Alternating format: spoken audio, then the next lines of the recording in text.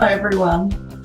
Now this month's blog comes with a bit of a warning because we're going to be looking at belief and entitlement, or belief versus entitlement.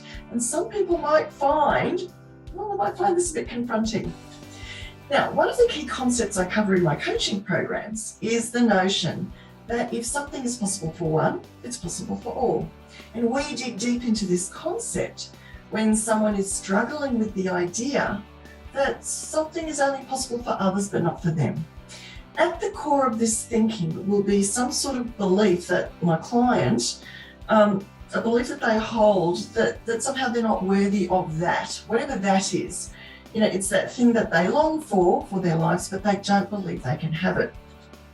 There'll be some sort of belief, either conscious or unconscious, that isn't possible, because of their family, their socio-economic status, their education or lack of, their age, they're too young, they're too old, where they live, things that have happened to them, decisions they've made in the past, pretty much anything that'll mean that they can hook onto, and that will help them feel like they are unworthy of being, doing, or having that.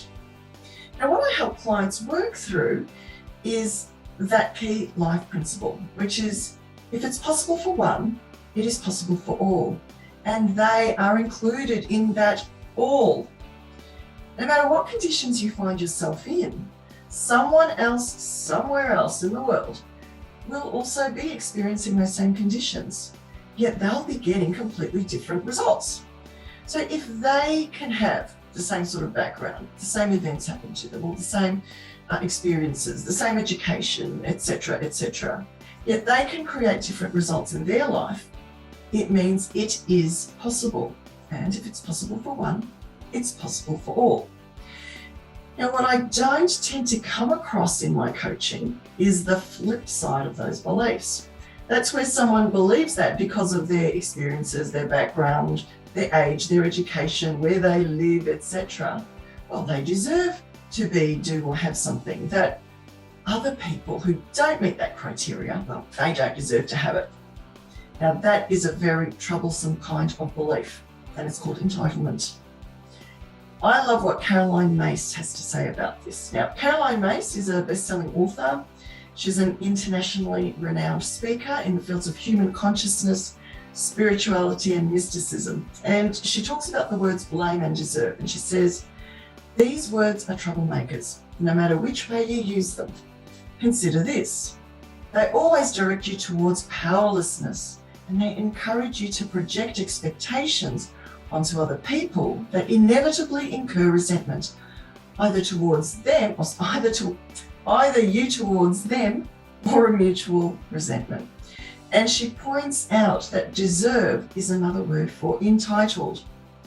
Now, I bring this up in this month's blog because I witnessed an example of entitlement at play, and the resentment it was causing someone. That then got me thinking about what it is I do, which is about helping people overcome their limiting beliefs so that they can actually design and build and create lives that they would truly love, but not lead them down the path of creating that false sense of entitlement. Now, the example I want to share relates to something that happened quite some time ago, and I was out with friends and I overheard a conversation, and it was a couple talking about the fact that their son didn't get a job because it had gone to someone else that they decided that they deemed was unworthy, right? And they were feeling very resentful about that. They were convinced that the company was forced not to take the best candidate, which in their minds was clearly their son, and instead to bring on someone who was far less qualified because, it met some sort of politically correct criteria. Mind you, they had no idea who the successful candidate was, and I don't think it even occurred to them that their son may not have been the best candidate. Perhaps he didn't perform that well in the interview. Well, maybe he did, but maybe someone did better. Who knows? But they were quite aggrieved that their son, who was smart, lived in a well-to-do area, went to a good university. Well, all of those things meant he deserved to get the job. And this was a great injustice. Someone had to be blamed for this. Might as well be the company policy. Have you ever found yourself doing something similar I think we all have at some point about something where something didn't go your way. You look to blame others, the government, the system, the man, something. Something or someone else got in the way of you getting what you were entitled to. Here's the thing. That concept where something being possible for one means something is possible for all, that doesn't come at the expense of others, whereas entitlement does. Entitlement comes from a place of lack or of scarcity. You know, if you have something, it means I can't have it. If I have something, you can't have it.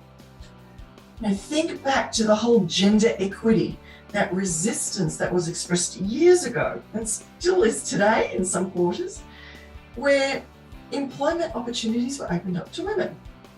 They were going to take all the men's jobs that men were entitled to. There it is, entitlement. Today, and yes, we still see some men with that kind of thinking, but thankfully it's less and less these days. But you do see that sort of opinion, that sort of entitlement being expressed by both men and women. You know, think about demographics today. What do people say about migrants, people of colour? How dare they think that they can take our jobs in our workforce? Our workforce? Are we entitled to this workforce? Come on. Do we deserve those jobs? You know, a false sense of entitlement is really destructive to both the ones who believe that they deserve to be or to do or to have something but don't get it, as well as the person who's targeted by the blame and resentment. You want proof of that? Just Google some Karen videos or Ken videos and watch people who come in with this expectation that things should go a certain way, or that, you know, that they're entitled for something to be a certain way and it doesn't go their way. Watch them go absolutely nuts. It's all around us. And don't kid yourself, we all have a bit of this sense of entitlement. So next time things don't go your way, pay attention to what you think or you say about that situation. Are you blaming others? Do you use terms like, you know, that's unfair? You know, they're really good indicators that you're carrying some false sense of entitlement. And think about what that's doing to you. You know, remember what Caroline May said about blame and deserve. They always direct you towards powerlessness, and they encourage you to project expectations onto other people that inevitably incur resentment, either you towards them or a mutual resentment. I'm Vera Herman. I'll catch you next time.